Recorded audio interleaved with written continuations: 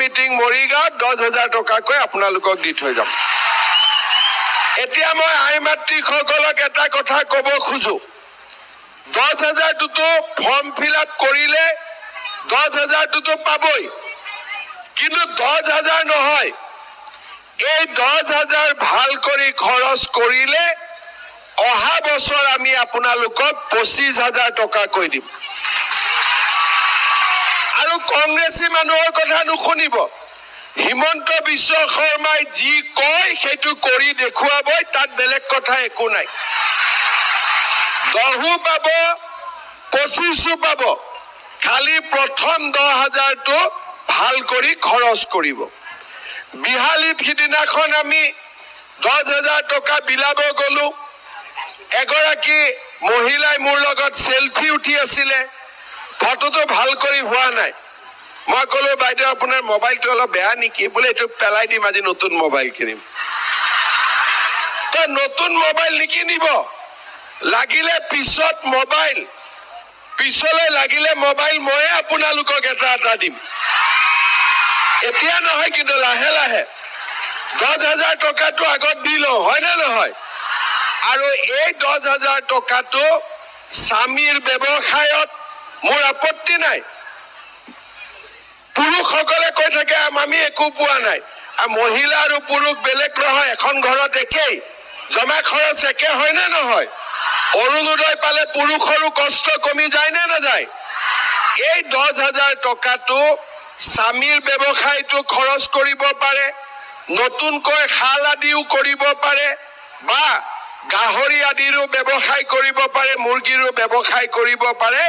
যিসকলে এই টকাটো ভাল কামত খৰচ কৰিব তেওঁলোকক মই আৰু 25,000 টকা দিম। আজিয়ে মই আপোনালোকক কৈ থৈ গলো। ভাল হ'ব নে নহয়? হ'ব। এতিয়া আপোনালোকে চাওক, ৰাস্তা ঘাট হ'ল, মেডিকেল কলেজ হ'ল, সেমি কণ্ডাক্টৰ হ'ল, মৰিগাঁও জিলাৰ ছোৱালী ইমান ধুনীয়াকৈ আমি ট্ৰেইনিং কৰিম যে জাগিৰোডত 30,000 ল'ৰা ছোৱালীয়ে চাকৰি পাব। আজিয়ে মই আপোনালোকক কৈ থৈ গৈছো, 1,000 2,000 নহয়, 30,000।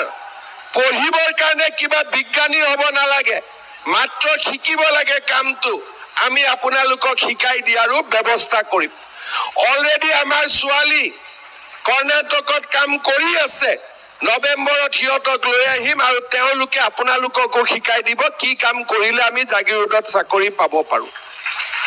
শ্ৰদ্ধাৰ ৰাইজ, আপোনালোকে চাওক, semi conductor, medical college, anganwadi কেন্দ্ৰ, স্কুল, আৰু তাৰ লগতে আমাৰ দুখীয়া দৰিদ্ৰ মানুহৰ কাৰণে অৰুণোদয়ৰ পৰা নিযুত মইনা, মহিলা উদ্যমিতা, অজস্ৰ আঁচনি, যিটো আপুনি তাৰিখ কয় সেইটো তাৰিখতে মই দি দিম।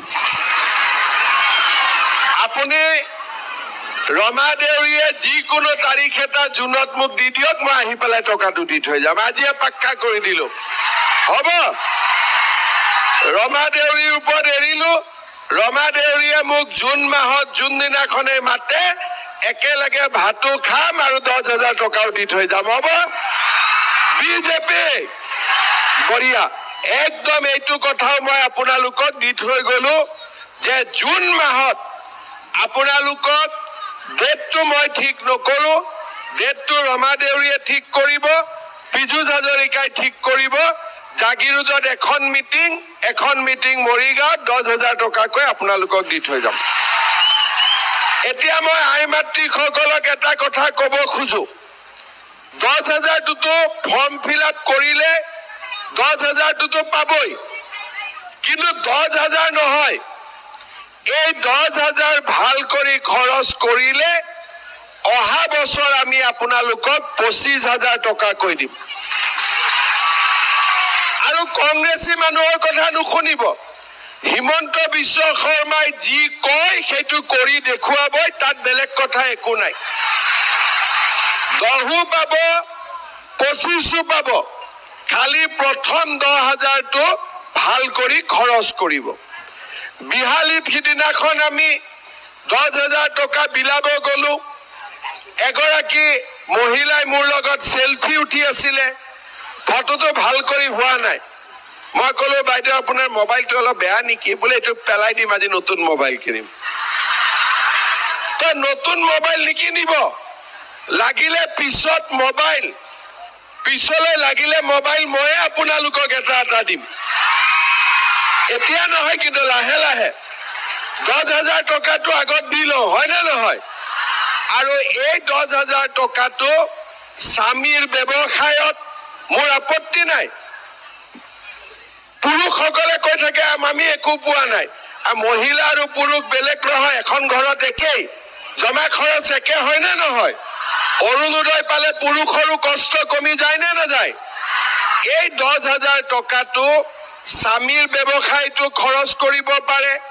নতুনকৈ শাল আদিও কৰিব পাৰে বা গাহৰি আদিৰো ব্যৱসায় কৰিব পাৰে মুৰ্গীৰো ব্যৱসায় কৰিব পাৰে যিসকলে এই টকাটো ভাল কামত খৰচ কৰিব তেওঁলোকক মই আৰু 25,000 টকা দিম আজিয়ে মই আপোনালোকক কৈ থৈ গলো ভাল হ'ব নে নহয় হ'ব এতিয়া আপোনালোকে চাওক ৰাস্তা ঘাট হল মেডিকেল কলেজ হল সেমি কন্ডাক্টৰ হল মৰিগাঁও জিলাৰ ছোৱালী ইমান ধুনীয়াকৈ আমি ট্ৰেইনিং কৰিম যে জাগিৰোডত 30,000 ল'ৰা ছোৱালীয়ে চাকৰি পাব আজিয়ে মই আপোনালোকক কৈ থৈ গৈছো